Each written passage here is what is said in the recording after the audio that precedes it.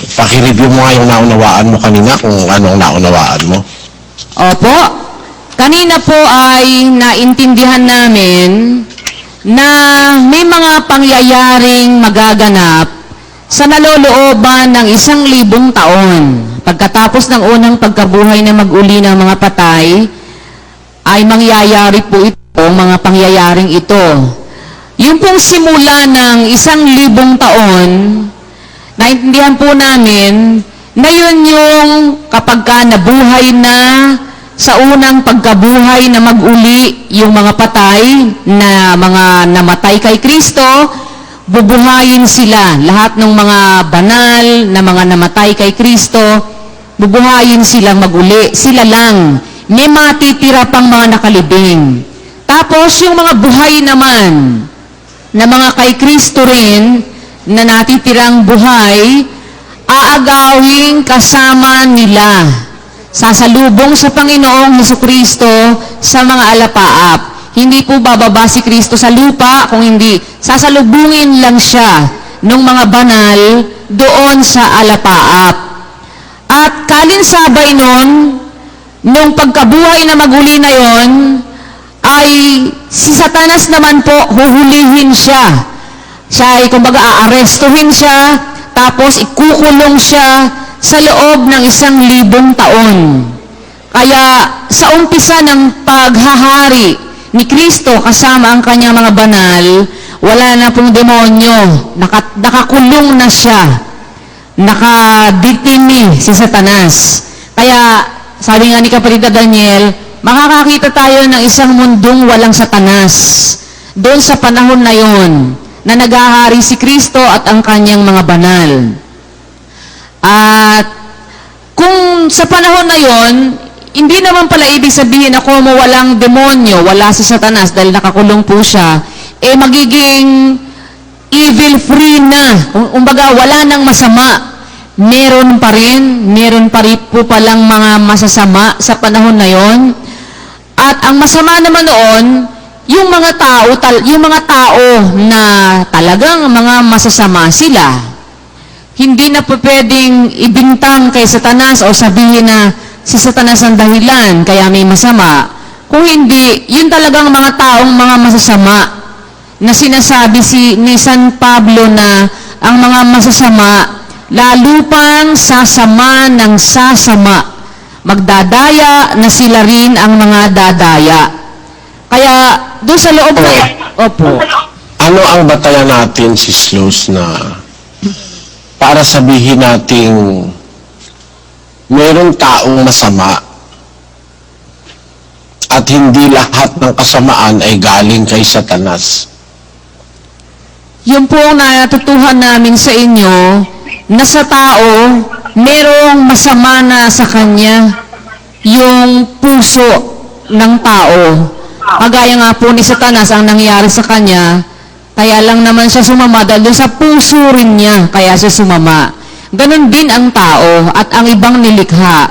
Po pwedeng sila'y sumama, hindi man sila ma-impluensyahan ni Satanas, pero may posibilidad na sumama sila dahil sa kanilang puso. Kung masama ang puso nila, sasama din po sila. At ganun nga po yung mangyayari doon sa mga taong masasama na yon, na wala namang demonyong i-influensya sa kanila, pero yung sarili mismo nilang puso na masama, yun ang magpapasama ng magpapasama sa kanila.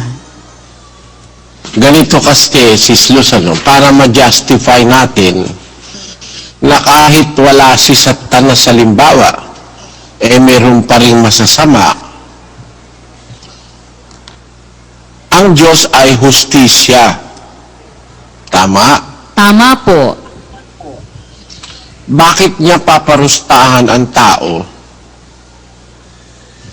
kung ang kasalanan ng tao o ang kasamaan ng tao galing kay Satanas? Di ba ang hustisya dapat ang parusahan mo yung mastermind, no? Opo. Pero bakit paparusahan niya rin yung tao? Kasi meron tao, by his own free will, gumagawa rin siya ng masama. Para lang siya ni Satanas. Ginawa ni Satanas yung masama by his own free will. Ngayon, kung ang mga tao meron ding mga gumagawa ng masama, hindi naman natukso, hindi naman mahina, pero ginagawa nila yung kasamaan sa kanilang sariling free will, natural, paparusahan ka ng Diyos dahil cargo mo yun eh. Ikaw mismo sa iyong sarili ang gumawa ng masama. Kung itinulak ka lang sa paggawa ng masama, may patawad sa Diyos yun eh. O kaya kung natukso ka lang, o kaya nabigla ka lang, napilitan ka lang, may patawad yun eh. Pero pag ginawa mo ang masama in your own free will, mananagot ka sa Diyos. Yun ang katarungan ng Diyos. Kaya maliwanag na sa Biblia, merong mga tao, ang ginawa niyang masama galing sa kanyang sarili. Basahin mo yung Santiago 1:14. Kundi ang bawat tao ay natutukso pagka nahihila ng sariling masamang pita at nahihikayat. Meron palang pagkatukso ang tao, hindi naman galing kay Satanas eh. Opo, Saan galing? sa sarili po niya. Ayun, meron siyang sariling masamang pita. Para rin yung mga anghel, Sis Luz. Hindi naman lahat ng anghel ay masama dahil nakumbinsi ni Satanas. Merong anghel na nakumbinsi ni Satanas gumawa ng masama. Pero may mga anghel na sa kanilang sariling kagustuhan, gumawa sila ng masama. Pakibasa mo yung Judas 6. At ang mga anghel na hindi nangag-ingat ng kanilang sariling pamunuan, kundi iniwan ang kanilang sariling tahanan, ay iniingatan niya sa mga tanikalang walang hanggan sa paghuhukom sa dakilang araw. Yan, may mga anghel, iniwan nila ang kanilang sariling tahanan by their own free will. Ayon. Lahat ng tinutukoy dyan ni Judas, kung susunod-sunurin natin ang basa, mananagot sa Diyos by their own free will dahil sila mismo walang pumilit sa kanila, pero gumawa sila ng masama. Ulitin mo yan sa tapos tuloy mo. At ang mga anghel na hindi nangag-ingat ng kanilang sariling pamunuan, kundi iniwan ang kanilang sariling tahanan, ay iniingatan niya sa mga tanikalang walang hanggan sa paghuhukom sa dakilang araw. Gayon din ang Sodoma at Gomora at ang mga bayang nasa palibot ng mga ito, na dahil sa pagpapakabuyo, sa pakikiapid, at sa pagsunod sa ibang laman, ay inilagay na pinakahalimbawa na sila'y nagbabata ng parusang apoy na walang hanggan. Gayon may Sodoma at Gomora, gumawa silang masama by their own free will. Nagpakabuyo sila sa pakikiapid. Kung mapapansin niyo, mga kapatid, yung anghel gumawa ng masama. Iniwan yung kanilang sariling pamunuan. Ano nangyayari sa Sodoma at Gomora? No? Yan ulat ni San Judas. So yung napahamak ng mga anghel, gumawa sila ng masama sa kanilang sariling kagustuhan. Ganun din naman yung Sodoma at Gomora, gumawa sila ng masama, nagpakabuyo sila sa kanilang sariling kagustuhan. Puntahan natin yung nasa 2 Pedro, Sis Luz. Kapareho rin ang ulat ni San Judas, yung ulat ni San Pedro. Basahin natin ang 2 Pedro 2:4. sapagkat kung ang Diyos ay hindi nagpatawad sa mga anghel nang magkasala ang mga yaon, kundi sila ibinulid sa impyerno at kinulong sa mga hukay ng kalaliman upang ilaan sa paghuhukom. At ang dating sanglibutan ay hindi pinatawad. Datapwat iningatan si Noe na tagapangaral ng katwiran na kasama ng ibang 7 pa noong dalhin ang pagkagunaw sa sanglibutan ng masasama. Tuloy. At pinarusahan niya ng pagkalipol ang mga bayan ng Sodoma at Gomora na pinapaging abo nang maging halimbawa sa mga magsisipamuhay na masama. Tuloy. At iniligtas ang matuwid na si Lot na lubhang nahahapi sa mga halay na pamumuhay ng masasama. Sapagkat ang... Tingnan mo ha, ang unang isinight ni San Pedro dyan, yung mga anghel, yan ang order ng yan ang order ng pagkakapangyayari eh. Naunang nagkasala yung mga anghel na nag-iwan ng kanilang pamunuan, hindi pinatawad ng Diyos. Kasi ginawa nila yon by their own free will eh. Sa sariling kusa nila talagang gumawa sila ng masama sa harap ng Diyos. Tapos isinabi ni San Pedro, yun namang ang sumunod, yun namang dating sanlibutan, yung panahon ni Noe, hindi rin pinatawad ng Diyos. Kasi masasamang masyado yung mga tao ron. Tapos isinight niya, pinarusahan niya yung Sodoma at Gomora, ang wika niya. No? Opo. Dahil ito rin ay mga taong masasama na nagpakabuyo sa ibang laman sa kanilang sariling kagustuhan pa rin by their own free will. Basahin mo ngayon ang 12. Datapwat ang mga ito nagaya ng mga kinapal na walang bait na ipinanganak na talagang mga hayop upang hulihin at lipulin na nagsisialipusta sa mga bagay na hindi nila nalalaman ay walang pagsalang lilipulin sa kanila ring pagkalipol. Yung mga meron na naman siyang isang grupo na naman sinasabi. Grupo-grupo yan eh. Una, yung mga anghel, tapos yung unang sanlibutan sa panahon ni Noe, hindi pinatawad. Tapos yung Sodoma at Gomora, hindi pinatawad, no? Tapos meron na naman siyang sinasabi, ang mga ito, mga kinapal na walang bait, pinanganak na talagang mga hayop.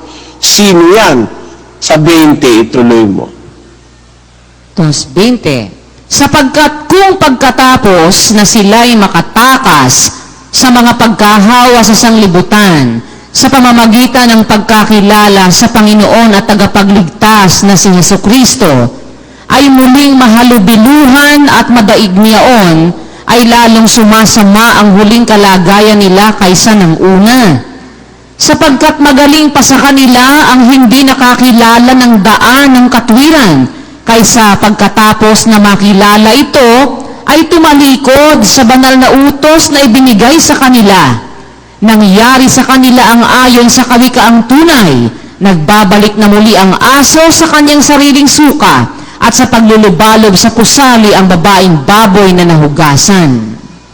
Isang grupo na naman uli yan ng masasama. Yan naman ay ang mga nakakilala ng katwiran, naanib sa iglesia, pero parang baboy na bumalik sa pusali at asong bumalik sa suka. Yan ang mga grupo ng mga nakalaan sa paghuhukom. Naintindihan mo yung pinupunto ko, Sis Luz? Opo, Radeli, awa ng Diyos, naintindihan po namin na may mga sinasabi po si San Pedro na mga grupo-grupo ng mga mapapahamak, hindi lang mga anghel. Una lang niyang binanggit yung tungkol sa mga anghel na nangagkasala, kagaya po nung sinasabi ni San Judas, na nagkasala rin yung mga anghel na yon. Iniwanan nila yung kanilang katutubong kalagayan, kumuha ng laman, tapos yun nga, nag-asawa sa mga anak ng mga tao. Tapos, binabanggit nga po ni San Pedro na yung namang unang sanglibutan, yung mga panahon ni Noe, tapos yung panahon ng Sodoma at Gomora, pagkatapos yung sinasabi niyang mga kinapal na walang bait, na mga nakakilala ng aral pero tumalikod kagaya ng mga aso't baboy, ito po ay mga grupo-grupo ng mga mapapahamak pala, hindi lang pwedeng masabi na mga anghel lang, sa pangunguna lang ng demonyo, siya lang. Hindi, kundi may mga tao talaga po na mapapahamak din sa pamamagitan ng kanilang sarili ring mga kasama ang pinaggagawa. Kagaya nga po At ng... kaya sila mapapahamak, nagkaroon sila ng pagkakataon na maligtas pero ayaw nila. So talaga silang masasama. Kaya kung sinasabi nagkaroon sila ng pagkakataong maligtas, unang-una yung mga anghel, ang anghel naman hindi ignorante eh. Ano pong ibig niyo sabihin, Badeli? Naintindihan mo? Ang anghel hindi ignorante eh. Opo, hindi po sila ignorante. Alam nila ang kalooban ng Diyos. Tama po. Pero in spite of that fact na alam nila ang kalooban ng Diyos, humihiwalay sila sa Diyos eh. Gaya ni Satanas at gaya ng iba pang mga anghel. Ngayon, yung unang sanlibutan sa panahon ni Noe, binigyan din ng pagkakataong maligtas yun eh. Paano pong binigyan? Abay, sa lahat naman ng mga ngaral eh, si Noe ang pinakamahaba ang panahon na nangaral eh. Tama po. 120 taon nangaral si Noe. Basahin natin yung sa 2 Pedro. At ang dating sanglibutan ay hindi pinatawad. Datapwat iningatan si Noe na tagapangaral ng katwiran na kasama ng ibang 7 pa noong dalhin ang pagkagunaw sa sanglibutan ng masasama. Ayun, si Noe, tagapangaral ng katwiran. So, nangangaral siya na ang pangangaral niya nun, para ko nang narinig, Hoy, Noe, ano yung ginagawa mo? Daong. Magawa akong daong. Bakit? Eh kasi napakasama na ng sanlibutan. Dapat magsisi na tayo sapagkat magpapasapit ang Diyos ng isang baha. Yun. Pinangangaral niya yung magsisi kayo. Tapos kung gusto niyo sasama ko kayo sa daong. Kasi babaha. Pinag-uusapan ng mga tao nun si Noe. Pero totoo pala yung sinasabi ni Noe nung bumabaha na, nakasara na yung pinto ng daong. Hindi na sila nakapasok. Kaya yan, ipinakikita ni Pedro yung mga kasama ang pananagutan ng tao. Hindi yan udyok lang ni Satanas o tukso lang, kundi sa kanilang sariling kagustuhan, pinili nila yung masama kaysa sa mabuti. Binigyan sila ng pagkakataon.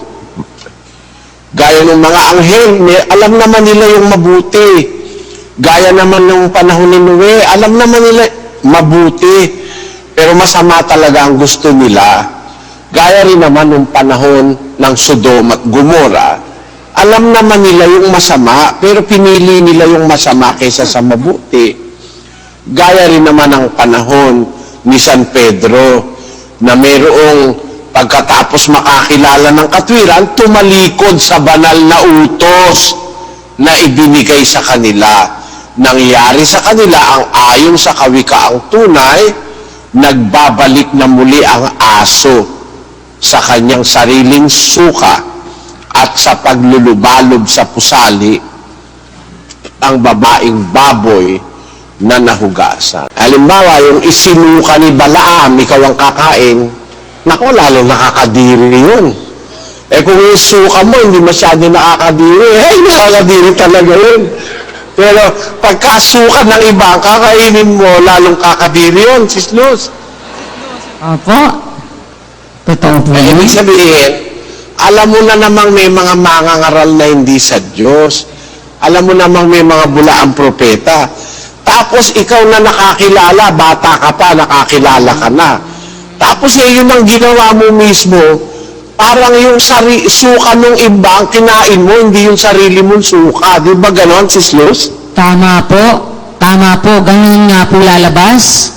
Alam na alam mo na, mali yun, aral ng mga iba, aral ng mga demonyo. Nung ikaw ay matino pa, alam mo sa demonyo yung mga yon. Pagkatapos, ngayon, yun ang kakainin mo, yung alam mong sa demonyo na mga turo ng mga demonyo. Yun ang sasakmalin mo. Eh, talaga pong wala pong katinuan talaga dun.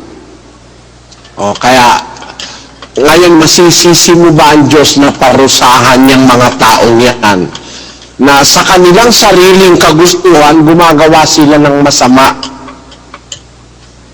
Hindi po masisisi ang Diyos talaga dahil gusto po nung... Kaya hustisya lang na parusahan ng Diyos yung taong masasama kasi may mga taong gumawa ng masama sa kanilang sariling kagustuhan, di naman dahil sa tinukso lang sila ni Satanas.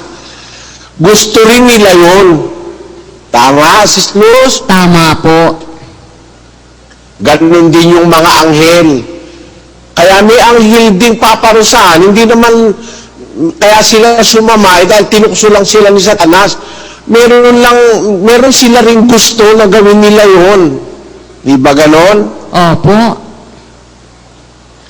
Yan ang dahil kaya may paparusahang mga tao at pati mga anghel kasi gumawa sila ng masama sa kanilang sariling kagustuhan. Ngayon, sabi mo, kahit pala nakakulong na si Satanas sa loob ng 1,000 taon, meron pa rin masama, ang mundo hindi pa pwedeng sabihin wala na talagang masama kahit isa kasi doon sa binabasa natin, meron ng mga sumsalot na dumadating, meron pa rin mga taong ayaw pa rin magsisi, di talagang masasama itong mga taong ito, di ba ganon, Sis Luz? Tama po. Sa kabila ng may mga nakita na silang mga salot at kung ano-ano, na dapat sana matakot sila, magsisi na sila, at sila maglingkod na sa Diyos, pero hindi po talagang pinatigasan na nila yung masamang ginagawa nila at namumusong pa sila sa Diyos, palaban pa sila. Ituloy mo ngayon yung naintindihan mong mangyayari sa loob ng 1,000 taon.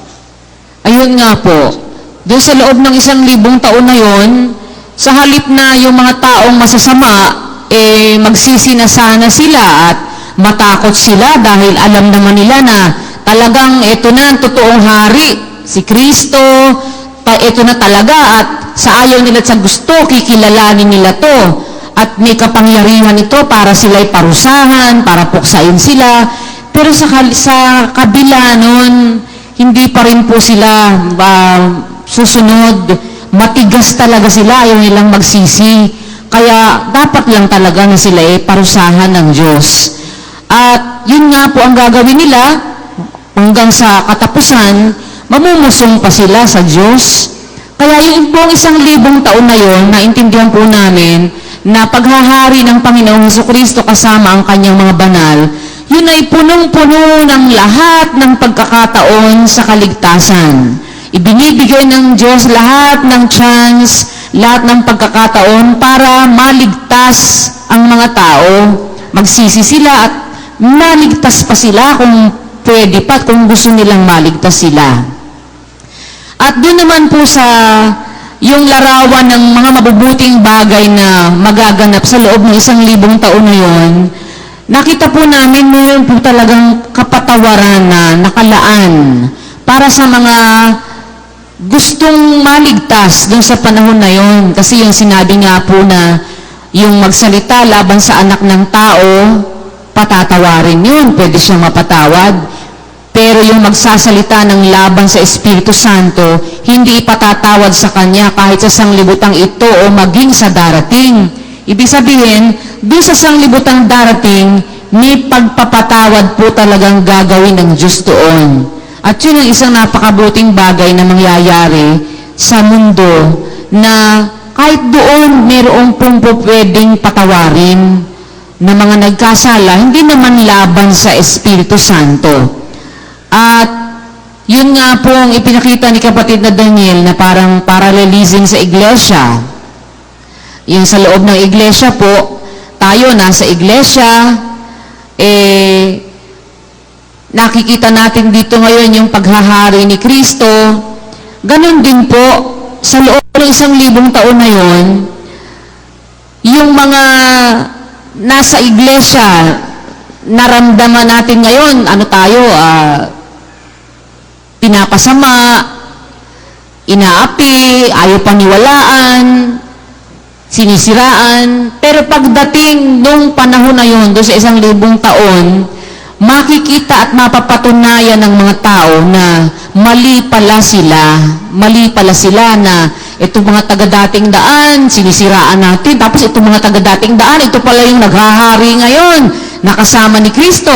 Itong mga taga-dating daan, dati inaapi natin, pinapatay, tapos inaalimura natin, sila pala ang totoo, hindi pala tayo, kasi sila yung binuhay na mag-uli. Tayo, yung mga kasama natin, patay pa hanggang ngayon, di pa nabubuhay. Yung mga taga-dating daan, wala na dito sa lupa, inagaw na sila. Samantalang tayo, nandito, naiwanan tayo rito. Ayun po. Nakita nilang ganon, meron po talagang napakalaking posibilidad na maniwala yung mga hindi naniniwala dati sa atin. Lalo na yung mga kamag-anak natin, mga kakilala natin, napakalaki po ng posibilidad na sila'y maniwala pagdating sa panahon na yon. At pagka naniwala sila, pwede silang maligtas. Pwede silang maligtas pa. Kahit na doon sa panahon na yon, doon na lang sila maniwala, kahit hindi pa sila naniwala dito, basta doon lang pagdating ng panahon na yon, maniwala sila, mayroon pong pagkakataon para sila ay maligtas pa. At yun ang napakagandang isang bagay doon, walang demonyo na sumbong ng sumbong. Walang demonyong nanunukso, pagkatapos magsusumbong ng magsusumbong, kasi nakakulong si Satanas doon sa loob ng 1,000 taon na yon. At dadating po hanggang kabuuan ng 1,000 taon na yon, pag natapos na, bago pa pala matapos, yung mga hari, yung mga dito sa lupa ngayon, mga hari ng mga kung ano-anong bansa na yan, yung mga bansang ayaw kumilala kay Kristo, yung mga taga-Arabia na yan, na pagka ikaw ay nahulihang nagbabasa ka ng Biblia, papatayin ka pa, yung mga taong hindi naniniwala sa Diyos, dadating ang araw sa ayaw nila at sa gusto, maniniwala sila. Dahil magaganap po yung sinasabi sa Biblia, si Kristo ay kikilalaning hari ng mga hari at Panginoon ng mga Panginoon. Sa ayaw nila at sa gusto, maghahari si Kristo bilang hari sa kanilang lahat. Mawawala sila sa pagkahari, matatanggal sila sa pagiging hari sa kanilang lugar at si Kristo po ang maghahari. Sa panahon na yon, malilipol lahat ng mga paghahari na yan. Ilalagay lahat ni Kristo sa ilalim ng kanyang mga paa, ang lahat ng kanyang mga kaaway. Pagkatapos ng 1,000 taon po na yon, ayun na, ibibigay naman niya, ita-turn over naman niya sa Ama, yung kaharian. Ibibigay na po niya sa Ama yon.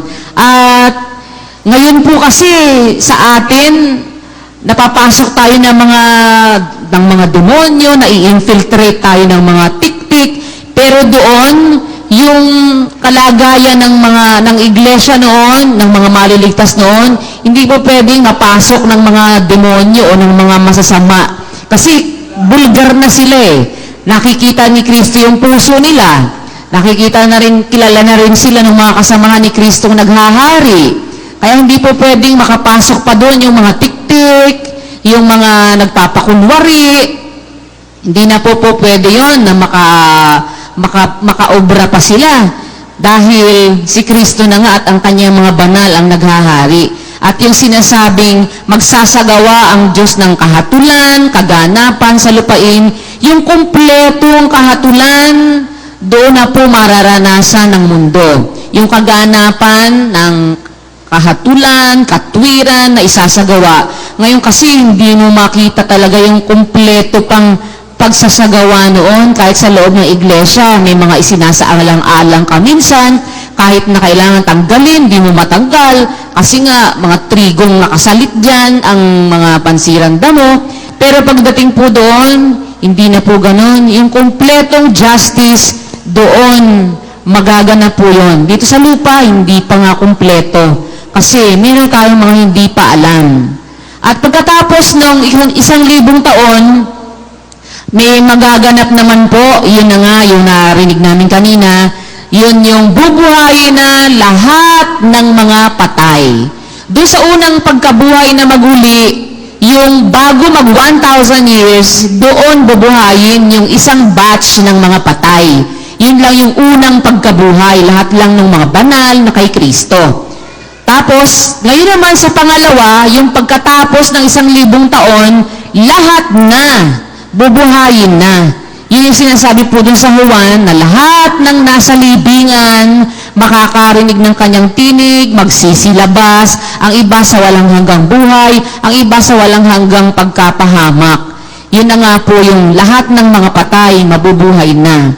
At dito po, sinasabi na yung lahat ng ito, doon sa 20:12, hahatulan ayon sa kanilang gawa. Kaya dalawang klase po ng tao ang mabubuhay doon sa pagkatapos na 1,000 taon na yon. Yung masama at saka yung mabuti. Yung masasama doon, yun na yung talagang masasama na hindi kumilala sa kabila ng binigyan ng chance, pero hindi sila kumilala. Yun namang mga mabubuti doon, yun naman yung mga nalabi sa binhi ng babae na hindi nakasama doon sa unang pagkabuhay na maguli. Kasi lahat nung nandun sa unang pagkabuhay na maguli, yung lahat ng maliligtas mula nung umpisang panahon nila Abel hanggang sa panahon ng Kristiyano na kay Kristo, lahat kasama na doon. Kaya ang matitira na lang na mga mabubuti sa panahon ng doon sa ikalawang pagkabuhay na mag-uli na maliligtas, yun naman po yung binhi ng babae. At doon na nga po isasagawa yung sinasabi sa 20:12 ng Apokalipsis na malalaki, maliliit, hahatulan yung mga patay ayon sa kanilang mga gawa. At dito na rin po mangyayari sa panahong ito yung pagkakaroon ng pagbubukod-bukod sa mga tupa at saka sa mga kambing. Na sa Mateo, ipinapakita may 3 grupo. 3 grupo. Dati, parang ang napapansin lang natin dito, 2 grupo lang eh. Tupa at saka kambing. Yun lang ang prominent na napapansin. Tupa, kambing. Pero hindi, 3 grupo nga po ito. Dahil sabi ni Kristo, titipunin sa harap niya lahat ng mga bansa, pagbubukdin-buktin niya gaya ng pagbubukod ng pasto sa mga tupa at sa mga kambing. Yung tupa, ilalagay niya sa kanyang kanan. Yun yung mga maliligtas doon sa ikalawang pagkabuhay na mag-uli. Yun namang kaliwa, yun naman yung mga kambing. Yun naman yung mga hindi maliligtas. Yung mga kambing, yun po yung mga hindi gumawa ng mabuti. Yun namang mga tupa, yun naman ang gumawa ng mabuti. Alin yung pangatlong grupo? Yun yung sinabi ni Kristo na pag nagtanong na sila, sasabihin nila, Panginoon, kailan ka namin nakita na gutom, pinakain ka namin, pinainom ka namin, pinagsilbihan ka namin, kailan ka namin nakitang hubad, pinaramtan ka namin. Sasabihin naman ni Kristo, yamang ginawa ninyo sa isa dito, sa aking mga kapatid, yung mga kasama ni Kristo na. Kaya 3 nga po, isang grupo ng tupa, isang grupo ng kambing, at isang grupo ng mga kapatid ni Kristo na yun ang ginawa ng mabuti nung mga tupa. Kaya makukumpleto na po. Kaya yung mga tupa, pagmamanahin sila ng kaharian ng Diyos. Ayun, pagka ngayon, sinabi sa kanilang, manahin ninyo, ligtas na nga po sila. Pagkatapos naman noon, pagkatapos ng 1,000 taon na yon, kakalaga naman ngayon ng demonyo. Sa bilangguan, papalayain siya, pansamantala. Ang gagawin naman niya, titipunin niya lahat ng mga hindi maliligtas. Lahat ng mga kambing, lahat ng mga masasama na talagang ayaw maglingkod sa Diyos. Tapos, yon, yayakagin na naman niya.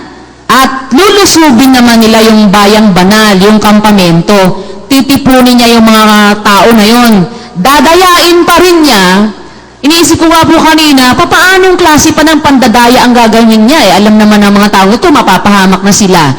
Yung pala, ang pandarayang gagawin niya, para po bang yung bang, yung, anong tawag dito? Suicidal ang kanilang dating, yung dadayain na parang bibigyan pa ng false hope na may pag-asa pa sila na matalo, makalaban. Dahil eto, malaki pa rin pwersa nila, pero alam na alam ng demonyo, suicidal na lang yon.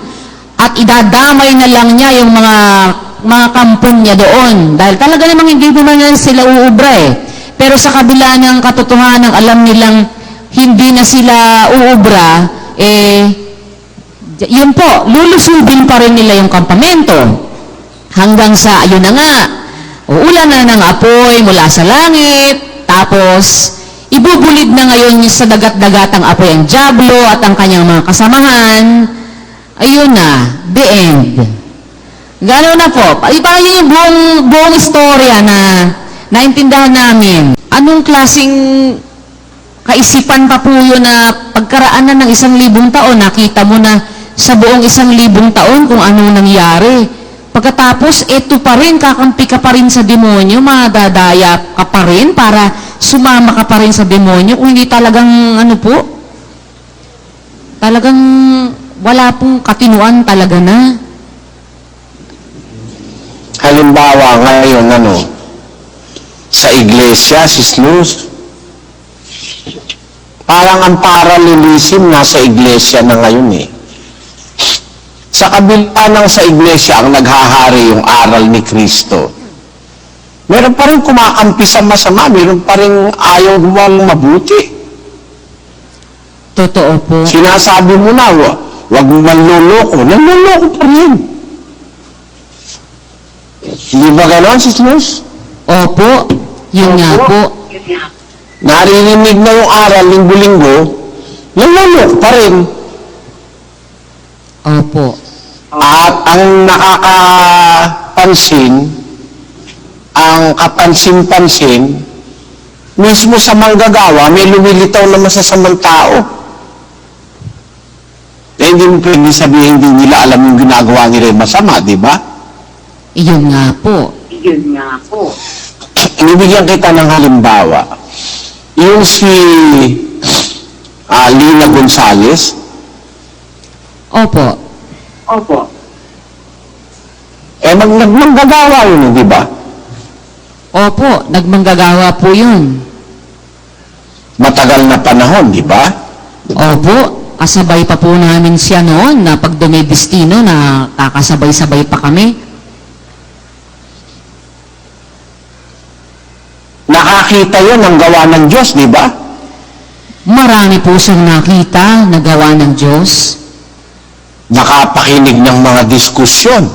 Tama? Tama po. Aba, nung nagka-ambisyon, ang ginawa naghanap buhay ng sarili niya, ayun, para kumita ng luloko ng mga tao. Di ba? Ganun nga po. Nung wala nang masuhingan, baon na sa utang, pumunta sa iglesia ni Manalo, di ba? Opo. At pumayag siya na magsalita siya laban sa atin ng kasinungalingan para lang mabigyan siya ng pabor ng iglesia ni Manalo. Parang si Bernardo Santiago, kapatid ni Willie Santiago, di ba? Totoo po yun. Alam na alam naman nilang kasinungalingan yung sasabihin nila, pero dahil sa pabor na makukuha nila, pumayag silang magsalita sila ng mga kasinungalingan laban sa inyo, na alam nilang kasinungalingan lang po yun. Kaya, parang mahirap isipin na pinaghaharian na ni Kristo ang mundo. Tapos yung mga ibang tao, pag pinawalan si Satanas, madadaya pa rin. Parang mahirap, pero hindi pala eh. Meron ka ng example ngayon sa iglesia na tinuturuan ng aral, ginawaan mo ng mabuti, tapos ang gagawin masama pa rin. Nakukuha mo yung tinasabi ko, Sis Luz? Opo, Brad Eli, yun nga po pala. Kasi kung ngayon, may nakikita na po tayong ganun, dun din, yun din nga po ang eksaktong kaparalel nun, na sa kabila ng nakita na nila yung paghahari ni Kristo, napatunayan na nila yung kapangyarihan ni Kristo na hindi po pwedeng matalo ng demonyo dahil naikulong na nga ang demonyo. Alam na nila yun na hindi pwede si Satanas dahil naikulong na siya na 1,000 taon. Pagkatapos nung pinawalan, sama na naman sila uli, sa demonyo na naman uli sila sumama, hindi sila sumama kay Kristo. Meron po talagang ganun nga talaga? Parang sa iglesia, ganun. Kahit alam na nila yung aral, naliwanagan, basahin mo yung sa 4 ng Ebreo. Sapagkat tungkol sa mga minsang naliwanagan at nakalasap ng kaloob, Naliwanagan ba, Sis Luz? naliwanagan po sila. So, maliwanag na maliwanag sa kanila yan. Tapos, At nakalasap ng kaloob ng kalangitan at mga nakabahagi ng Espiritu Santo at nakalasap ng mabuting salita ng Diyos at ng mga kapangyarihan ng panahong darating at saka nahiwalay sa Diyos ay di maaaring baguhin silang muli sa pagsisisi. Yamang kanila. merong mga tao naliwanagan, nakalasap ng kaloob ng kalangitan, nakalasap ng mabuting salita ng Diyos at ng kapangyarihan ng panahong darating, nakabahagi pa sa Espiritu Santo, tapos humiwalay pa sa Diyos. Di ba merong ganon? Kaya eksakto yung nangyayari ngayon sa iglesia, mangyayari yun doon sa pagkatapos ng 1,000 taon. Opo, talagang eksakto po, ganun po ang nangyayari nga. Pero Brother Eli, naisip ko lang po, parang mas matindi yung katangahan ng mga pagkaraan na ng 1,000 taon. Ano po? Kasi, Hindi katangahan yon, mas matindi ang kagaguhan ng mga yon. opo, mas matindi po talaga. Kasi nga po, naisip ko yung ngayon, nakalasap na sila ng lahat ng ito, ng mabuti, ng salita ng Diyos, ng kapangyarihan ng panahong darating. Kaya lang, hindi pa nila aktual na nakikita yung eto si Kristo, naghahari, kinulong ang demonyo. Kaya, ganito ang ginagawa nila. Pero yung doon, nakita na. Nakita na nila na naghari na si Kristo, kinulong na yung demonyo. Tapos, sa kakampi pa sila sa demonyo, mas matindi. Lahat yon, hindi naman lahat yon nakakita ng paghahari ni Kristo. Is Luz. Na 1,000 years. Hindi lahat yon. Kasi yung mga namatay na hindi nakasama sa unang pagkabuhay na maguli, patay pa rin yun. Tapos bigla na lang silang magigising sa huling pagkabuhay, hihikayatin sila ni Satanas na magrebelde. So hindi nila nakita yung paghahari ni Kristo ng 1,000 taon. Naintindihan mo? Opo. Ang hindi nakakita ng paghahari ni Kristo, yung mga patay na hindi nabuhay sa unang pagkabuhay na maguli. Opo. Kasama yun doon sa magiging madadayain ni Satanas para magrebelde sa Diyos, di ba? Opo. Pero talagang masasamang tao yan kasi kaya nga hindi nakasama sa unang pagkabuhay yan, masasamang tao yan eh. Tapos nung mabuhay na, namatay na sa masama nung mabuhay na, sa masama pa rin kakampi. Nakukuha mo? Opo. Masama po talaga. Kaya yun ngayon ang lulusob doon sa bayang iniibig. Sa kampamento ng mga banal, yun ang lulusob, mga yun ang lulusob. At doon na ngayon hahatulan ng Diyos yung mga tao na yan dahil yung makikita yung luklukang maputi tapos tatakas na yung langit at lupa, haharap sila ngayon sa luklukan. Doon na ngayon mayroong mapupunta sa impyerno at mayroon namang mapupunta sa buhay na walang hanggan. Yan ang sinasabi na pangyayari sa umpisa hanggang sa matapos ang 1,000 taon.